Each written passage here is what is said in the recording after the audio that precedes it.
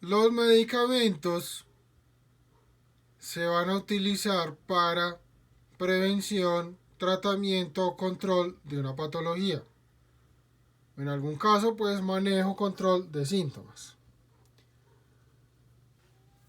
Van a tener dos componentes principales.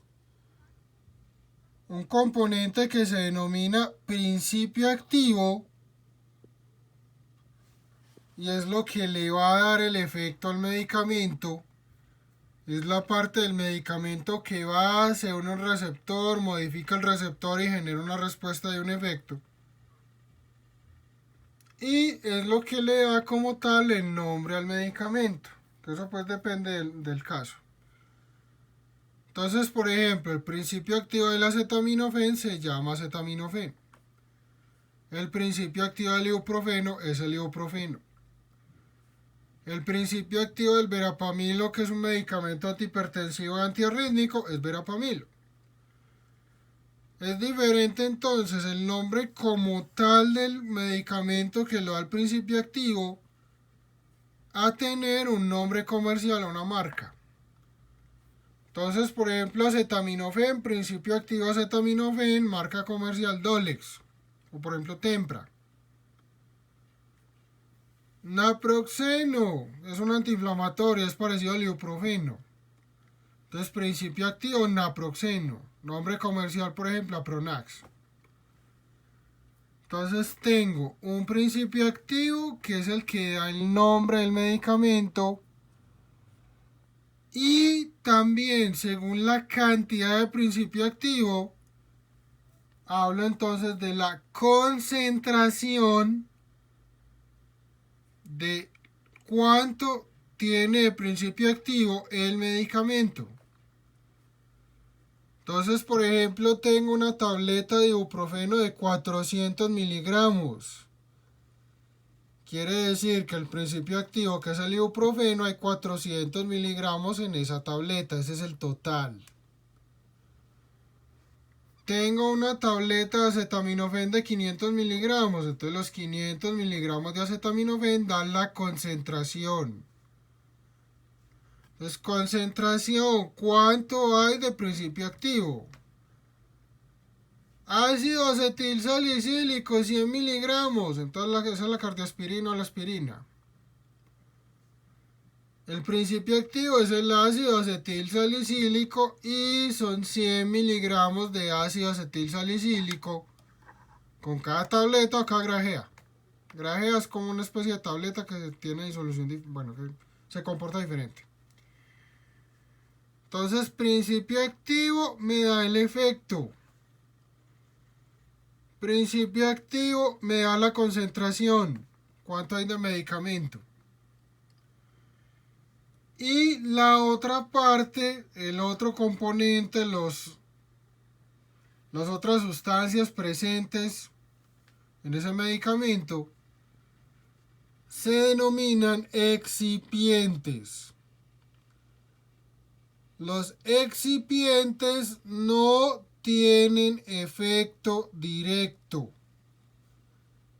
Entonces el excipiente me estabiliza, me preserva, me mantiene, me protege el principio activo. El principio activo da el efecto. El excipiente mantiene bien el principio activo. Además, el excipiente modifica la liberación, modifica la absorción del principio activo. Entonces, ayuda a mantenerlo, que no se dañe. Y también modifica parte de la farmacocinética. Tengo entonces un principio activo con unos excipientes. Los excipientes no dan efecto farmacológico. El principio activo da el efecto farmacológico. Los excipientes ayudan a mantener estable el principio activo. que no se dañe por estar guardado en un blister, en un empaque de tabletas 3 meses. Que cuando llegue al estómago el medicamento no se dañe todo el principio activo por el pH ácido. Que se libere el principio activo que hay en esa tableta estómago duodeno. Entonces los excipientes ayudan a la farmacocinética, más que todo a la absorción, o más que todo no a la absorción, y a estabilizar el medicamento, principio activo. Cuando hablamos entonces de medicamento, vamos a tener el concepto o el término de una presentación. O también pueden hablar en lo mismo de una forma farmacéutica. Entonces, dependiendo de los excipientes, tengo una presentación o forma farmacéutica. Viene en tableta, viene en polvo, viene líquido. Y si viene líquido, por ejemplo, si es un jarabe o un elixir, es para vía oral, para tomarlo. O si es, por ejemplo, en ampolla y es para uso parenteral, comillas, inyecciones. Entonces los excipientes también me determinan la presentación o forma farmacéutica. Entonces, por ejemplo, ibuprofeno, tableta, 400 miligramos para administración vía oral, eso es una presentación. Por ejemplo, acetaminofén, suspensión, 150 miligramos en 5 mililitros, eso es una presentación. Eso es lo mismo que un jarabe de acetaminofén. Entonces los excipientes también ayudan a determinar la presentación o forma farmacéutica del medicamento. Según la forma farmacéutica o la presentación, entonces hay una ruta o vía de administración. Si es vía oral, si es vía sublingual,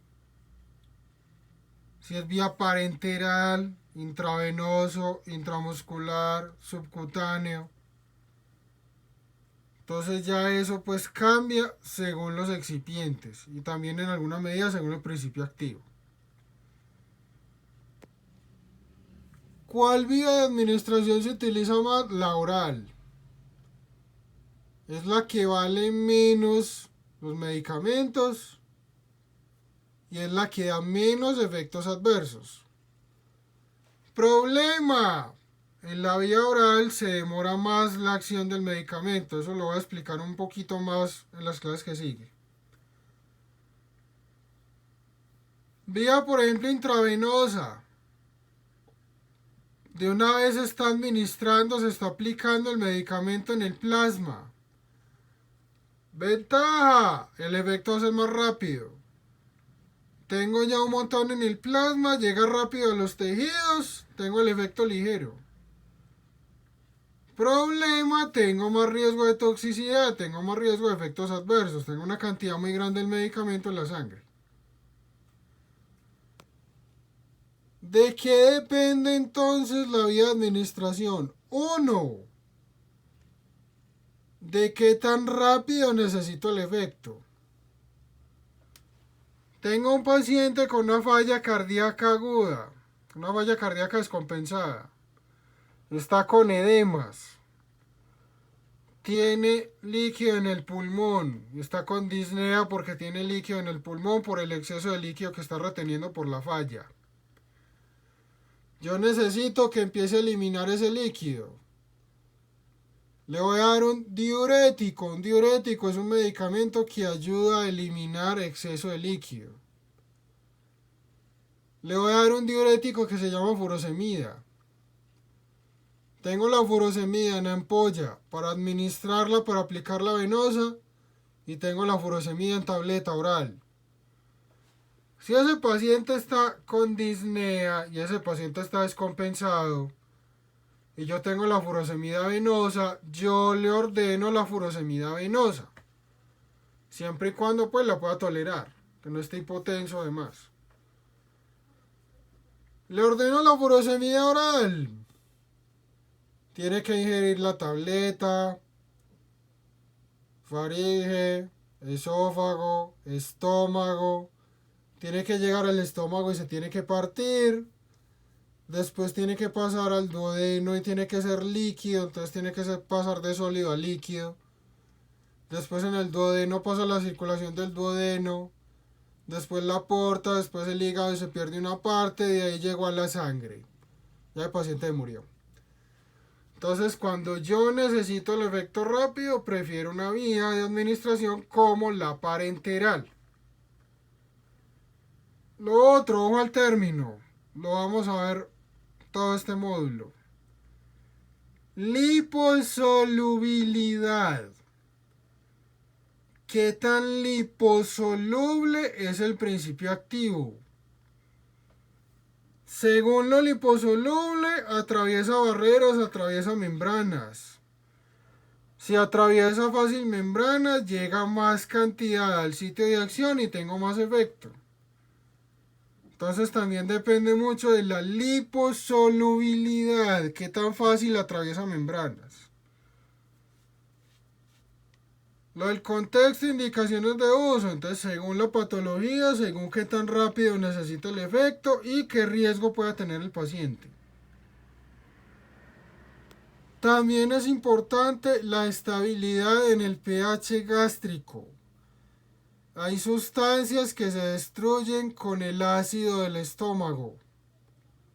Entonces esos medicamentos no se administran vía oral. Por ejemplo, antibióticos. Entonces un antibiótico que se llama gentamicina. Eso se administra intramuscular o intravenoso, parenteral. ¿Le dieron la gentamicina oral? No le dieron nada. Se destruyó todo en el estómago por el pH gástrico y el paciente no recibió medicamento. Lo otro importante y que presentan más las sustancias liposolubles es a lo que se denomina metabolismo o efecto de primer paso. Esto se presenta más con la vía oral, que otras vías como la intrarrectal también lo pueden tener. Y es que el medicamento, antes de llegar al plasma, una parte se queda en el hígado y en el hígado se inactiva.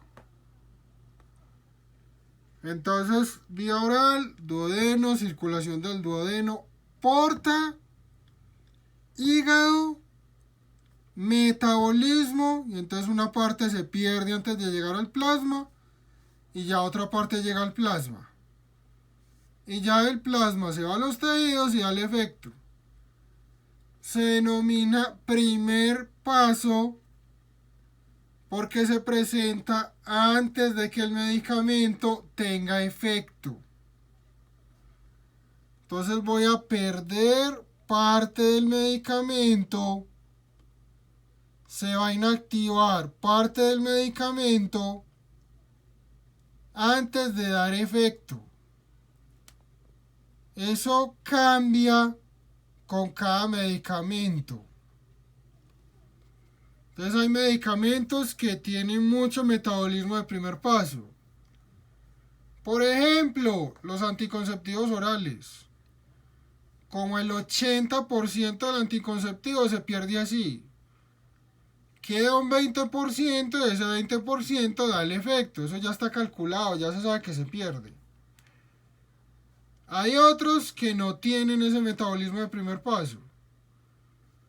O se puede administrar el medicamento intravenoso y al administrar el medicamento intravenoso no se presenta ese efecto de primer paso.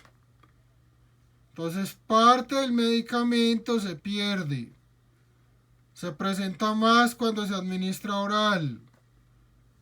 Desde el duodeno, que es donde se inicia la absorción o se presenta la absorción, parte del medicamento por la vena porta llega al hígado, se inactiva.